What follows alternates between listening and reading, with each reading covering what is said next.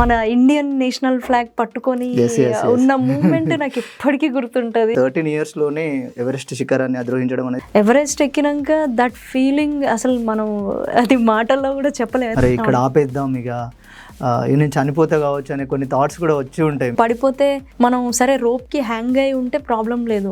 More than 200 dead bodies ఉన్నాయి Everest పైన. Okay okay, death zone తర్వాత మీ ఆక్సిజన్ అయిపోయింది అని చెప్పారు. నాకు ఎక్కడ కూడా నేను ఎక్కలేను అనే కాన్ఫిడెన్స్ లేదు. రెండోది నా మైండ్ క్లియర్గా ఉంది. డెత్ జోన్ లో పరిస్థితులు ఎట్లా ఉంటాయి? విండ్ ఘోరంగా ఉంటుంది. అంత హై ఆల్టిట్యూడ్ లో మనకి కొన్నిసార్లు హైపోథర్మియా అలాంటి, అంటే మనం ఏం చేస్తున్నాం అనేది మనకి అర్థం కాదు. సడన్ గా ఎవరికైనా ఏమన్నా అయింది అనుకోండి, వాళ్ళని వదిలేసి వెళ్తారా? ఇది కూడా జరిగింది. ఆ రోజు మేము హై క్యాంప్కి వెళ్ళాల్సింది, ఆయన వల్ల మేము అందరం స్టెప్ బ్యాక్ చేసాం. ఇంటి దగ్గర పరిస్థితులు అంతకు ముందు ఒక రకంగా ఉండే, దాని తర్వాత ఇంకొక రకంగా ఎట్లా చేంజ్ అయినాయి? ఒక చేంజ్ అయితే వచ్చింది. డెఫినెట్ గా ఎడ్యుకేషన్ ఈజ్ ఇంపార్టెంట్ అనేది పీపుల్ రియలైజ్డ్. ప్రైమ్ మినిస్టర్ గారిని కలవడం కానీ, ప్రెసిడెంట్ గారితోని నా మూవీ పూర్ణ సినిమా రిలీజ్ అయినప్పుడు అక్కడే కలిసి కూర్చొని రాష్ట్రపతి భవన్ లో చూసాము. చైల్డ్ మ్యారేజ్ గురించి ఇవన్నీ నిజంగా మీరు ఫేస్ చేసిరా?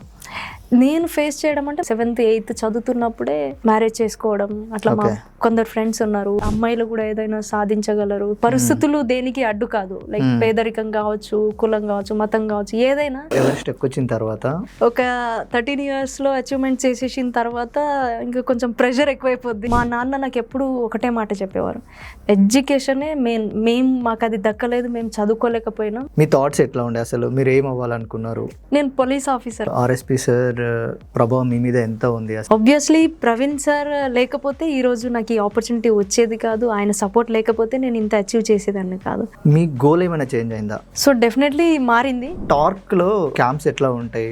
తెలంగాణలో మేము ఇప్పుడు 2 మెయిన్ సెంటర్స్ అయితే ఓపెన్ చేసాం. ఒకటి భువనగిరి ఉంది. రాక్ క్లైంబింగ్ ని ఒలింపిక్స్ లో కూడా ఇంట్రడ్యూస్ చేస్తున్నట్టున్నారు కదా? ఆర్టిఫిషియల్ క్లైంబింగ్ ఒలింపిక్స్ లో కూడా ఉంది. కోవిడ్ తర్వాత యాడ్ చేశారు. ఉమెన్ ఎంపవర్మెంట్ గురించి పర్టికులర్ గా ఏమైనా చేస్తూ ఉన్నారా? అమ్మాయిలు ఎక్కడ కూడా ఆగిపోకూడదు అనేది నాకు ఉంటది. అంటే నేను ఒక చిన్న గ్రామం నుండి నాకు ఫెసిలిటీస్ ఉన్నా లేకపోయినా, పరిస్థితులు ఏదైనప్పటికీ నేను ఈ రోజు ఇంత అచీవ్ చేయగలిగాను. ఎవరెస్ట్ ఎక్కువ తర్వాత సోషల్ వెల్ఫేర్ స్కూల్స్ లో చాలా చేంజెస్ వచ్చినాయి కదా? అవును, చాలా వచ్చినాయి. కొందరికి ఫండ్స్ దొరకవు, రిసోర్సెస్ ఉండవు, సపోర్ట్ ఉండదు. వీటి మూడిట్లలో అసలు ఏది పెద్ద చాలా రిస్క్?